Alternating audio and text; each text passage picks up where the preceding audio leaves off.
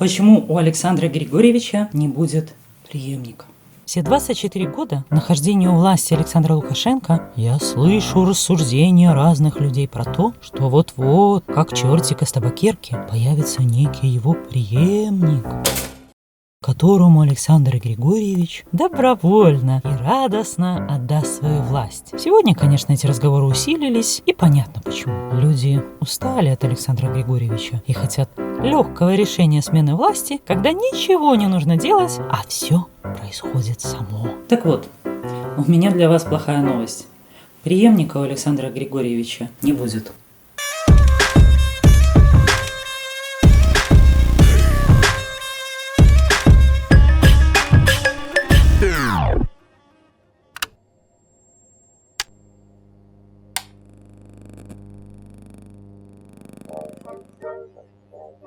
Не будет, потому что не позволяет та концепция политического лидерства, которую Александр Григорьевич придумал в далеком 1994 году, успешно внедрил и которой придерживается до сих пор.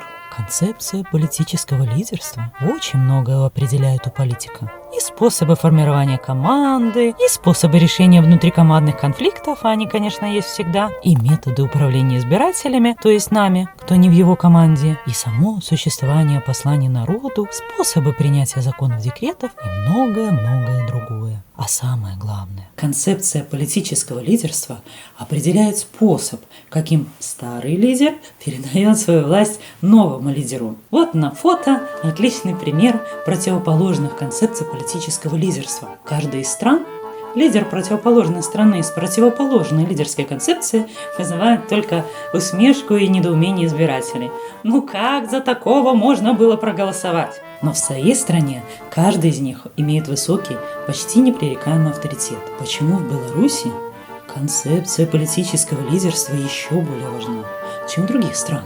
В Беларуси мы видим персонифицированную политическую власть, которая строго ассоциируется с конкретным человеком. И мы все его знаем. Поэтому вопрос, кто конкретно сменит Александра Лукашенко, для избирателей намного важнее, чем какая у этого политика политическая или экономическая программа. Итак, на заре своего президентства, еще в 1994 году, Александр Григорьевич сформулировал концепцию политического лидерства очень доходчиво. Мы – молодые волки. Вслух, конечно, это не было сказано, но его команда есть. Суть – стая молодых волков. Что же обозначает для Беларуси такая концепция политического лидерства? Первое. Лидер страны – это самый сильный и самый агрессивный волк. Да, обычным гражданам такое обозначение себя как политика, конечно, не продашь.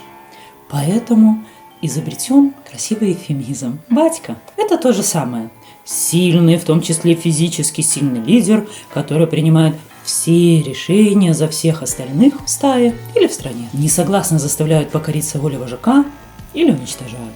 И ведь интересно, что в кулуарах чиновники сами часто себя называют «семья», то есть, по сути, та же стая. Остальные волки в стае должны демонстрировать публичную лояльность. И для этого Александр Григорьевич Лукашенко придумал свои селекторные совещания с публичным унижением членов своей команды. Ну, а также свои поездки по городам, по деревням, по колхозам, школам и больницам Беларуси с показухой и бодрыми отчетами чиновников об своих успехах под чутким управлением сами знаете кого. Кстати, хорошая новость для феминисток. Вожаком волчьей стаи вполне себе может быть и волчица, то есть женщина.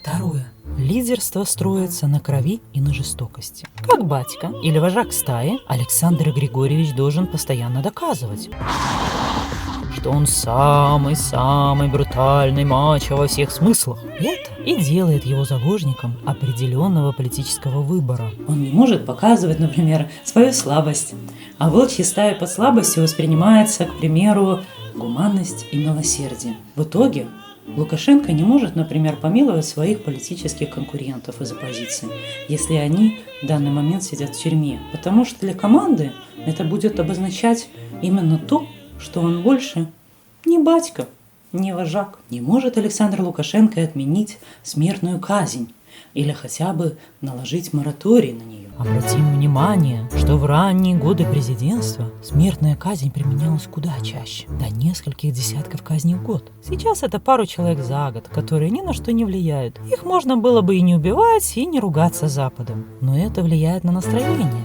и лояльность команде Александра Григорьевича. Потому что гуманный и милосердный волк – это немножко оксиморон. Для команды отмена смертной казни – это такой четкий сигнал, что Александр Григорьевич уже не такой сильный, как раньше. Подобрел, постарел, расслабился. А значит, вырастают риски дворцового переворота, когда кто-то из стаи попытается главного вожака сменить. Третий.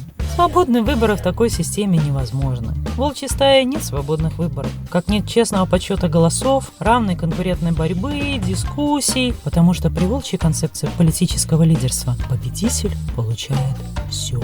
Проигравший ничего, в самом прямом смысле. Зато теряет все, в том числе и чаще всего потерю свободы, а также бывает и жизни. Самый сильный, жестокий, хитрый и агрессивный волк побеждает всех остальных. И это изначально борьба на выживание. Тут о честности, конечно, не может быть и речи. Четвертый очень важный момент. Приручить волка нельзя. Именно поэтому все стратегии договориться с Александром Лукашенко потерпели крах. Волки не садятся за стол переговоров и не ведут диалог с другими волками. Для них весь мир делится на пищу, то есть ресурс, а это означает, что они могут получить из этого. Либо на опасность, то, что может отобрать ресурс, в том числе власть, либо на чужую волчью стаю. А это значит, конкуренты, их нужно уничтожать.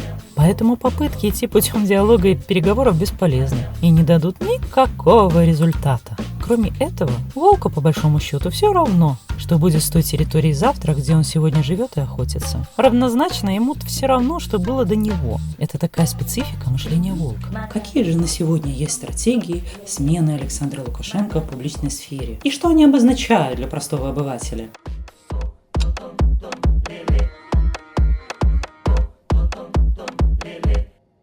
Стратегия номер 1. Белорусский Маугли. На сегодняшний день больше известна как стратегия мирных перемен, но первым ее озвучил Анатолий Левкович, председатель Белорусской социал-демократической партии. Ее придерживаются в том числе ЛДП, ряд белорусских независимых экспертов и белорусские бизнесмены. Собственно, смысл стратегии – договориться с волком, чтобы конкретно их не трогали. Можно даже сидеть рядом с волком. Их можно гладить по шерсти. Но, как вы понимаете, любое неловкое движение против шерсти и Маугли будет съеден. Тут еще один нюанс.